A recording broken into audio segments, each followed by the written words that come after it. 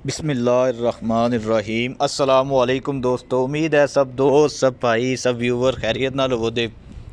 दोस्तों बड़े अरसे तो बाद वीडियो लैके आए हैं, माजरत चाहते हैं जी दोस्तों।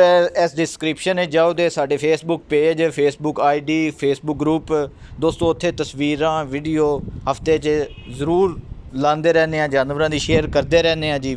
यूट्यूब तो बहुत घट आविदा है तो हाजी होरी तो बड़ा कहते हैं, इंशाअल्लाह कोशिश पूरी करांगे कि यूट्यूब पर वीडियो लाते रहिए। दोस्तों ये दो गावां ने तुहाडे सामने, अज तकरीबन 4 गावां की दोस्तों वीडियो लैके आए हैं। ये दो गावां हुण जिहड़ियां तुहानूं दोस्तों दिखाइयां ने, एक डब्बे बाड़े रंग की सिंह वाली गां है दोस्तों, जिहड़ी 1,65,000 रुपये दोस्तों की कीमत है। दूजा तीजा सूआ इस गां सूना सिंह है इस। दूजा दोस्तों एक हूँ तुहानूं लाखे तेले रंग की गां वड्डी दिखाण लगे हाँ। पुट्ठे ते थोड़ा जिहा निशान भी है कोई लाए हैं, जिस तरह मोर जी होंदी है इस तरह गां दी, ते सिंह है ने गां दे। वड्डी गां है, क्रॉस गां है दोस्तों। तो यदी जी दोस्तों कीमत है 2,20,000 है। जिला सरगोधा खड़ियां दोस्तों ये 4 गावां ने।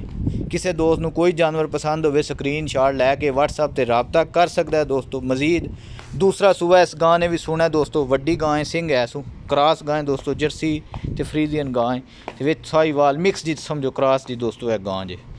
तो उस तो इलावा दोस्तों होर जिहड़ियां गावां ने उन्हां दी मैं नाल थोड़ी बहुत डिटेल तुहानूं दसदा रवांगा। जिहड़ी कोई गल रह गई दोस्तों व्हाट्सएप पुछ लियो। एक है गां है दोस्तों गोरे रंग की तुहाडे सामने में, इस भी दूसरा सूबा सुना है। बहुत दुध वाली गां है, बहुत थन चड्डे वाली गां है दोस्तों, बड़ी जायज़ ते मुनासिब कीमत है। 2 लाख रुपया दोस्तों की कीमत है। घर रखने वाली गां है, ग्वाल वाली गां है, मुनासिब कीमत है जानवर है दोस्तों। 18 तो 20 किलो दुध देने वाली गां है आराम नाल। तो मेरे ख्याल है इस कीमत बहुत मुनासिब है गां की। ਇਹਦੇ ਨਾਲ ही एक डब्बे बाड़े रंग की गां खली दोस्तों, वो सिंह वाली, उसकी अगे तुहानूं मैं गलबात दसी। एक है गां दोस्तों पोडी है, थन चड्डा चंगा सो, खुले चड्डियां की गां है दोस्तों। तो ज़्यादा मोटी गां नहीं, ज़्यादा भारी नहीं। कीमत भी दोस्तों बड़ी जायज़ ते मुनासिब है, 2,35,000 रुपये का। दूसरा सूबा सुने हाली तैयार नहीं दोस्तों, 15 दिन 16 दिन तकरीबन लै जाने।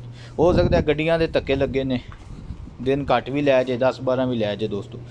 तो लेकिन नस्ल अच्छी है, थन चड्डा चंगा सू, सांभण वाली गल है, जो दो सांभ सके। तो इंज ज़्यादा नहीं गां के वड्डियां, दरम्यानी गां है, सोहनी गां है, घर रखने वाली गां है दोस्तों। दुध है भी 20-22 किलो देने वाली गां है दोस्तों। तो 2,35,000 रुपये की कीमत है। जिला सरगोधा च दोस्तों सब गावां खड़ियां ने। तो इंशाअल्लाह दोस्तों एक नवी वीडियो ना फिर मिलांगे। दुआवां याद रखना, अपना ख्याल रखना। फी मानिल्लाह जी, नाराज़ नहीं होना दोस्तों।